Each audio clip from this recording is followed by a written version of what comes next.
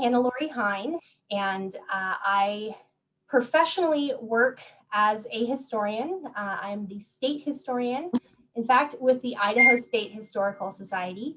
And over the last several years since I've joined this organization, I've had a real privilege and pleasure to dig into the history of the Junior League as it relates to women's history in Idaho and women's history really, across the United States and even worldwide. Junior League as an organization dates back to 1901.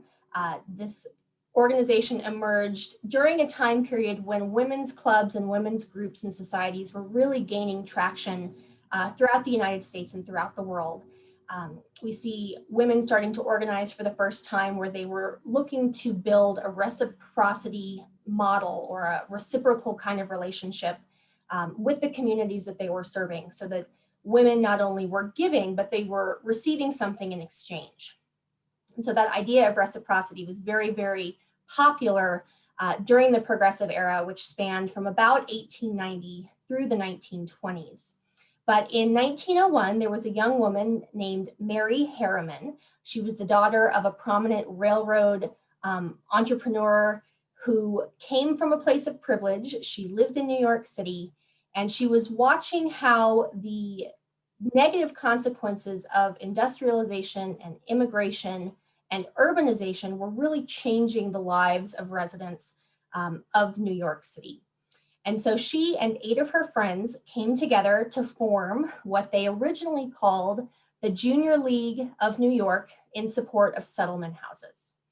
And so their first project, if you will, was to work directly with immigrant populations who lived in tenement buildings and who lived in really poor circumstances, to see if there was an opportunity to help and again to give back.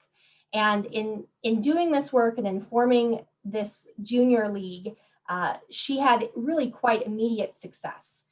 Within the first year of the organization, her team of 8 women grew to more than 80. And they expanded their focus not just on settlement houses, but on the other challenges that existed in New York City as a result of this industrialization and the urbanization of the space. So looking to provide better, not just housing, but access to healthcare, access to better education, access to clean water, those kinds of things. This concept as a Junior League had such a positive impact in New York that the women who were part of this first club, who again were of the very upper echelons of society, they were traveling around the region, and before long there were other cities who thought, I think that this particular city is deserving of a Junior League. There are enough young women in the vicinity to come together to do important work. And so before long, we start to see cities like Boston developing a league. Montreal was one of the early cities to develop a league. And Portland, Oregon, all the way across the country, ended up developing a league within the first maybe 10 years of the 20th century. So again, going back to putting this into context, this is a point in time when women had access to education, but it wasn't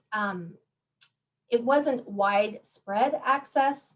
And the point of going to school wasn't necessarily to build your own career, but it was to make sure that you were educated enough to find a husband and become a mother and a wife and settle down. So the Junior League concept really opened doors for women at the turn of the century.